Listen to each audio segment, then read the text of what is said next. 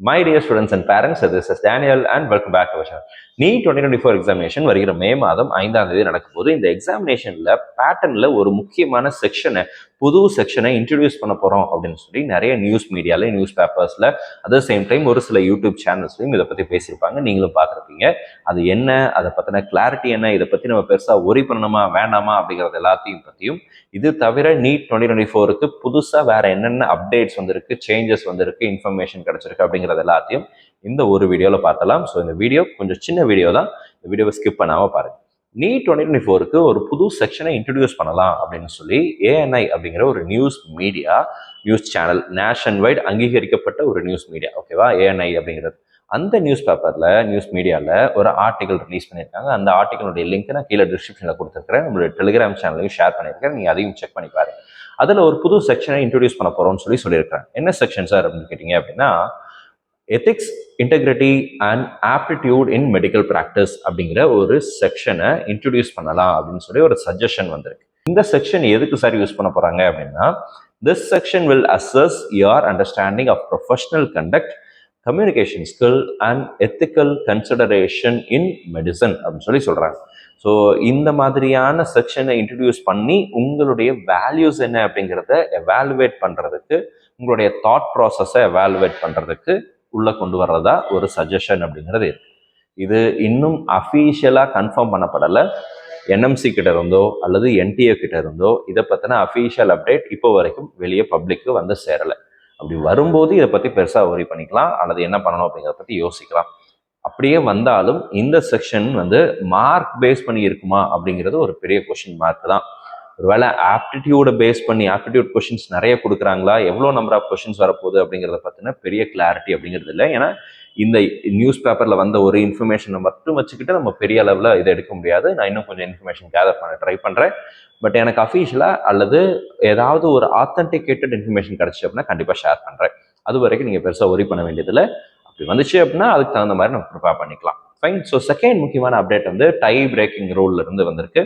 Physics, chemistry, biology அப்படிங்கிற அந்த ஆர்டர்ல இருந்து பயாலஜி, கெமிஸ்ட்ரி, பிசிக்ஸ் எப்படி முந்தைய வருஷங்கள் இருந்துச்சோ அதே மாதிரியான பேட்டர்ன்ல உங்களுடைய ரேங்க் அப்படிங்கிறது இருக்கும்.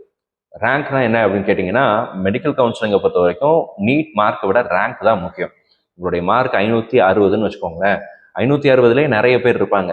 அப்போ அந்த மாணவர் யார் ஃபர்ஸ்ட் வரணும், எந்த மாணவர் 2ஆவதா வரணும், யார் 3ஆவதா வரணும், யார் 100ஆவது மாணவராக இருக்க போறாரு அப்படிங்கிறது எல்லாத்தையும் எது டிசைட் பண்ணணும்னா உங்களுடைய ரேங்க். ஸோ உங்களுடைய ரேங்கை டிசைட் பண்ணுறதுக்கு பயாலஜியினுடைய ஸ்கோர், கெமிஸ்ட்ரியினுடைய ஸ்கோர், அதுக்கப்புறம் ஃபிசிக்ஸினுடைய ஸ்கோர். ஸோ இந்த பேட்டர்னில் தான் நாங்கள் ரேங்கை பேஸ் பண்ண போகிறோம், அலைன் பண்ண போகிறோம், ரேங்கை அசைன் பண்ண போகிறோம் அப்படின்னு சொல்லியிருக்கிறாங்க. ஸோ டேட் ஆஃப் பர்த்து, நேம்னுடைய ஸ்டார்டிங் லெட்டரு, ஆல்ஃபபெட்டிக்கல் ஆர்டரு, இந்த மாதிரி விஷயங்கள்லாம் கன்சிடர் பண்ணப்படாது அப்படிங்கிறதையும் சொல்லியிருக்கிறாங்க. So only based on your score, which is a very good move. NTA தரப்புல இருந்து இது முக்கியமாக பாராட்டப்பட வேண்டிய ஒரு முக்கியமான ஒரு மூவ். இது தவிர பார்த்தீங்க அப்படின்னா பெரிய சேஞ்சஸ் எல்லாம் எதுவும் இல்லைங்க. ஆல்ரெடி நம்ம வீடியோவில் போட்டிருக்கோம். பயாலஜி படிக்காதவங்களும் MBBS படிக்கலாம் அப்படின்னு சொல்லி. அது என்ன அப்படின்னு சொல்லி கேட்டிங்கன்னா, நீங்கள் 12th ஸ்டாண்டர்டில் computer science, maths, physics, chemistry எடுத்திருக்கீங்க, அந்த மாதிரி ஒரு பிரான்ச் குரூப் எடுத்திருக்கீங்க அப்படின்னா, மேபி இப்போ வரைக்கும் முன்னாடி இருந்த சுச்சுவேஷனில் பார்த்தீங்க அப்படின்னா, you are not eligible to attend MBBS, you are not eligible to study MBBS, நீட்டாக எழுத முடியாது, MBBS படிக்க முடியாது அப்படிங்கிற ஒரு சுச்சுவேஷன் இருந்துச்சு. பட் இப்போ நியூ எஜுகேஷன் பாலிசியில் எல்லாத்துக்கும் எல்லாமே கிடைக்கிறதுக்கு வழிவகை கொடுக்கணும் அப்படின்னு சொல்லியிருக்கிறாங்க. அப்படின்றதுனால அதை பேஸ் பண்ணி NMCலேருந்து ஒரு கைட்லைன் கொடுத்தாங்க. அந்த கைட்லைன் அடிப்படையில் எல்லா மாணவர்களும், பயாலஜி படிக்காத மாணவர்கள் கூட பயாலஜியை அடிஷ்னல் சப்ஜெக்டாக ரெஜிஸ்டர் பண்ணி எழுதிக்கலாம். எழுதிட்டு அவங்க என்ன பண்ணிக்கலாம்னா நீட்டில் குவாலிஃபை பண்ணி MBBS, BDS சேர்ந்துக்கலாம் அப்படின்னு சொல்லியிருக்கிறாங்க. இதுவும் பாராட்டப்பட வேண்டிய ஒரு மூவ் தான். ஆனால் காம்படிஷன் கொஞ்சம் அதிகமாகும். ஏன்னா கம்ப்யூட்டர் சயின்ஸ்ல ஒரு கூட்டம் இருக்கும், ஒரு நிறைய ஸ்டூடெண்ட்ஸ் படிச்சுட்டு இருக்கிறாங்க. அவங்கள ஒரு சிலருக்கு பயாலஜி படிக்கணும், MBBS படிக்கணுங்கிற ஆசை வரும். ஸோ அப்படி இருக்கிறவங்க ஐயோ தெரியாம எடுத்துட்டோமே அப்படின்றதுக்காக விட்டுட்டு போற நிறைய மாணவர்கள் நம்ம பார்த்துருக்குறோம்.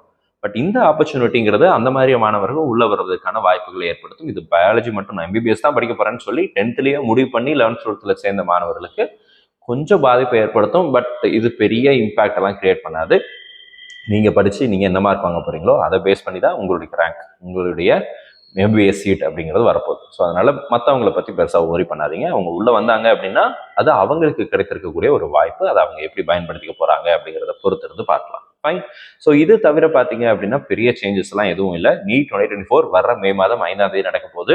So get ready for the examination. எக்ஸாமினேஷனுக்கு put all your efforts, hard work பண்ணுங்க, இருக்கிற டைமை கரெக்டாக யூட்டிலைஸ் பண்ணுங்க, நிறைய டெஸ்ட் எழுதி பாருங்க, ப்ராக்டிஸ் பண்ணுங்க.